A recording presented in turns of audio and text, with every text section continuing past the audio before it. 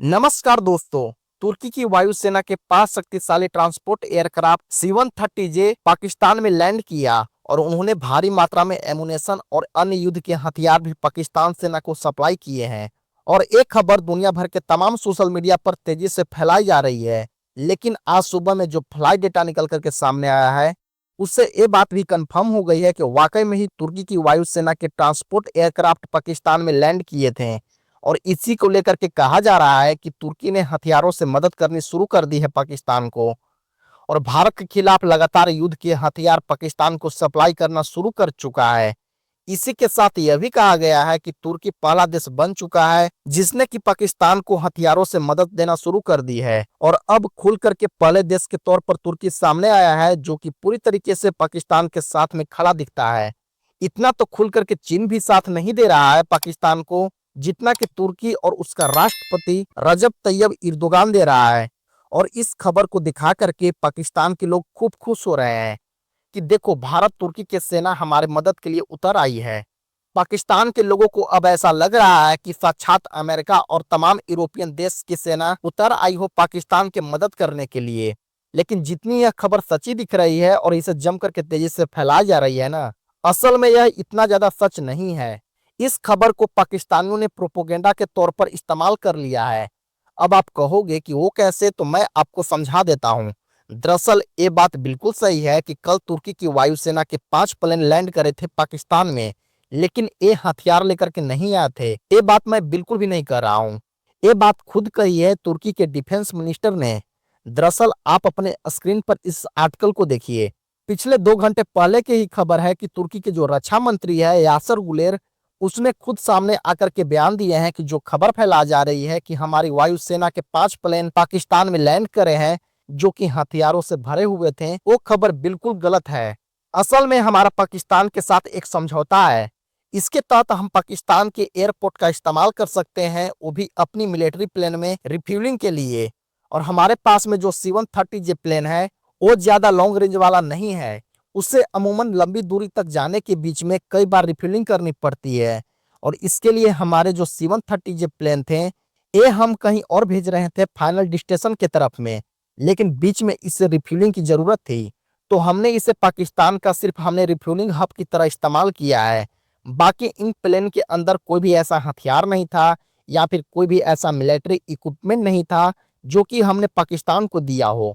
जो यह खबर फैलाई गई है कल से, वो बिल्कुल बकवास खबर है, और यह पाकिस्तान के मुंह पर तमाचा और भारत का जलवा साबित करने वाला खबर है। दरअसल दोस्तों, तुर्की ने दुनिया के सामने जिस तरीके से खबर को मना किया है ना, इससे साफ पता चलता है कि तुर्की खुल करके पाकिस्तान के समर्थन में नहीं है, और ना ही वह खुल करके आएगा भी।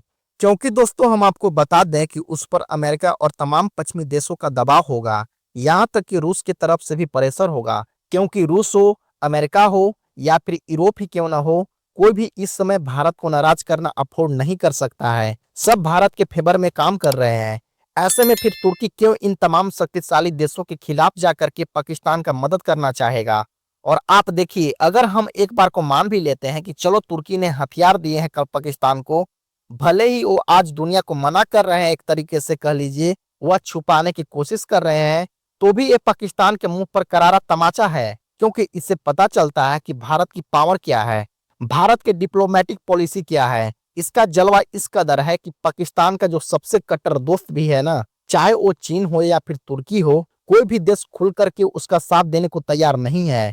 और अगर कहीं से कोई खबर लीक भी हो जाती है कि किसी ने छोटी सी मदद कर दी है पाकिस्तान की, तो भी वह देश खुल करके कहता है कि हमने मदद नहीं करी है, पाकिस्तान झूठ बोल रहा है। और ये पाकिस्तान और उनके लोगों के लिए एक सबक है कि भारत के सामने तुम कहाँ खड़े हो, और भारत से तुम्हारा कंपैरिजन करना एक महापाप है। वो तो अब दोनों देशों के बीच टेंशन चल रही है, इसलिए थोड़ा बहुत कंपैरिजन भी हो जा रहा है, वरना कंपैरिजन हो ही नहीं सकता है। ना ही डिप्लोमेटिक स्तर पर, ना ही फाइनेंशियल पावर के तौर पर, और ना ही मिलिट्री माइट के तौर पर, कहीं से भी पाकिस्तान भारत से आगे नहीं है। इस चीज को पिछले कुछ दिनों में भारत ने ना सिर्फ पाकिस्तान को बल्कि पूरी दुनिया के सामने प्रदर्शित भी कर दिखाया है। हालांकि आपका इस पूरे मामले पर क्या ओपिनियन है, हमें कमेंट करके जरूर बताएं। और हर 24 घंटे के अंदर में जियो पॉलिटिक्स में कुछ ना कुछ बड़े बदलाव और उलटफेर हो रहे हैं, जिससे कि भारत के लिए नए चैलेंजेस सामने आ रहे हैं। कोई देश अपने फैसले से पलट रहा है तो कोई देश ब्लैकमेलिंग के तौर पर उतर आया है। सभी देश एक दूसरे को नीचे गिराने की कोशिश में लगातार लगे हुए हैं। इन सब के बीच हमारा भारत किसी भी देश से पीछे न रह जाए, इसके लिए हमारे प्रधानमंत्री मोदी सरकार लगातार कोशिश भी कर रही है। एंड भारत के foreign policy, defence news, economy और ग्लोबल अफेयर्स का सही एनालिसिस हमारे इस ऑफिशियल चैनल युवराज भारद्वाज का मिशन है, और ये मिशन आपके सपोर्ट के बिना अधूरा है। युवराज भारद्वाज के ऊपर हम सभी तरह के फैक्ट और डेटा बिल्कुल सरल भाषा में एनालाइज करते हैं, वो भी बिना किसी एजेंडा के ही। अगर आप चाहते हैं कि हमारा चैनल युवराज भारद्वाज से सही और ऑथेंटिक एनालिसिस अपडेट आप तक लगातार पहुंचते रहे, तो आप इस वीडियो को एक लाइक करके हमारे इस ऑफिशियल चैनल युवराज भारद्वाज को सब्सक्राइब करके बेल नोटिफिकेशन को ऑन पर करना मत भूलिएगा। आपका एक लाइक हमारे चैनल को ग्रो करने में काफी मदद करेगा, और एक सब्सक्राइब ये सुनिश्चित करेगा कि आप किसी भी इंपॉर्टेंट अपडेट को मिस ना करें। अगर आपने हमारे चैनल को पहले से सब्सक्राइब करके रखा हुआ है तो आपका दिल से धन्यवाद। जय हिंद।